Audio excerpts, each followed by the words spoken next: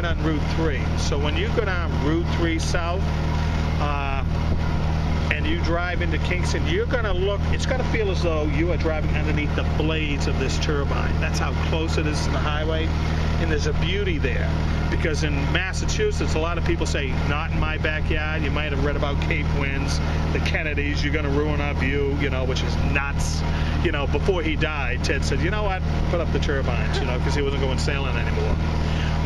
So this turbine, to me, is going to be the most important turbine in the Commonwealth of Massachusetts, because 70,000 cars a day go by this turbine one way, and it's a big route to the Cape and tourists, etc. So they're going to see this thing, and it is huge, and they're going to say, oh my God, look at the size of that thing, and they're eventually going to say, I think they're going to say, that's not so ugly.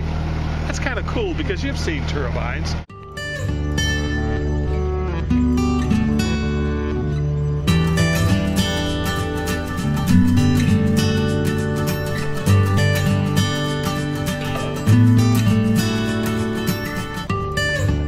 It took us 6 years to get to this point, and what we did is we applied for a grant, a state grant, to put up a wind meter to see what kind of wind resource we have.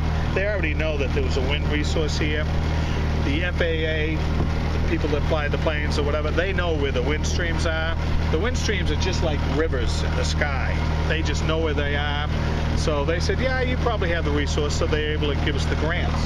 So we put the wind meter on the crest of the landfill, which is just wasted land. You know, what's underneath it, you know, it's not good stuff.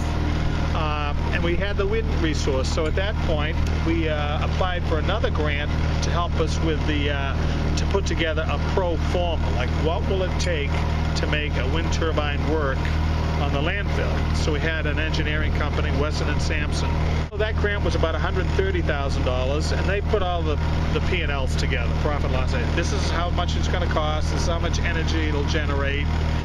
So we put out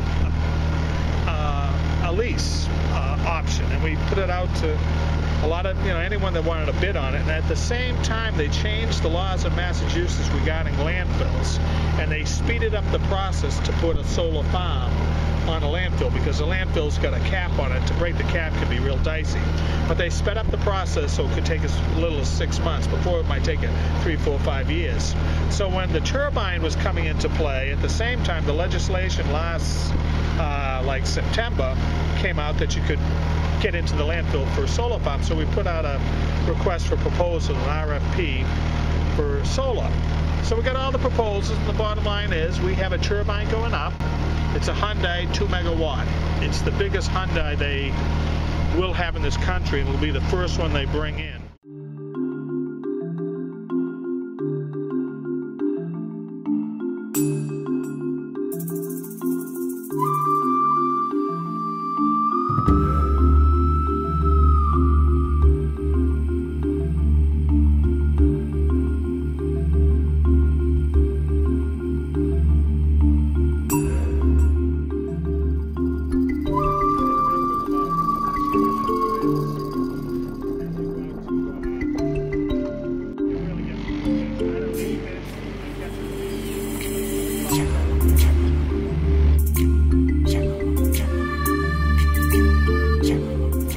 Things that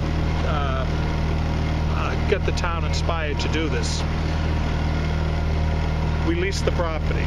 That was, depending on whether it's the solar farm or the turbine, that lease was worth $70,000, $80,000 a year. Free cash, because we used to have to mow that field. It cost us $800 every time we did it.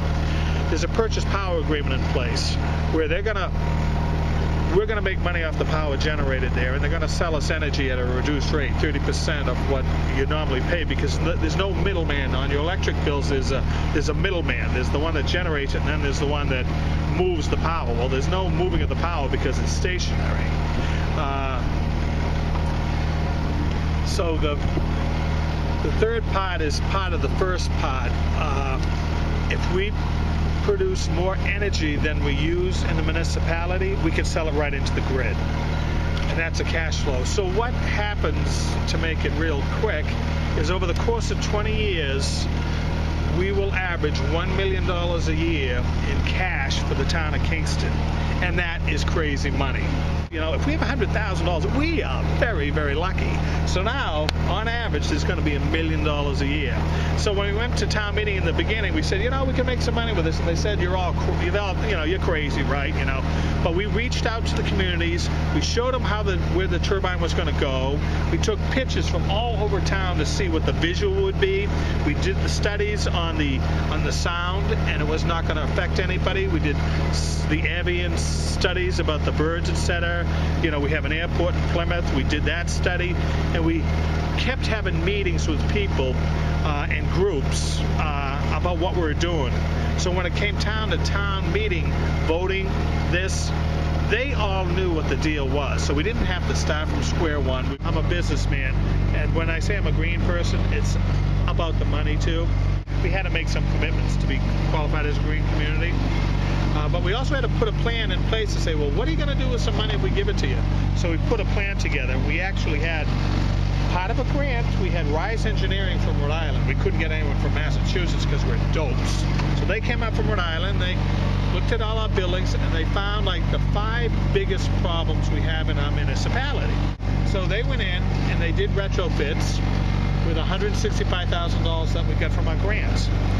You know, that's a lot of money for the town of Kingston. As I told you, if we have $100,000 at the end of the year, they're not going to spend $50,000 on new boilers. So out of that $165,000, we're going to save $102,000 a year in energy costs. So that's conservation. And that's where you got to focus first, because generation, wind turbines, is really expensive. But conservation, with just small adjustments, you can make a big difference.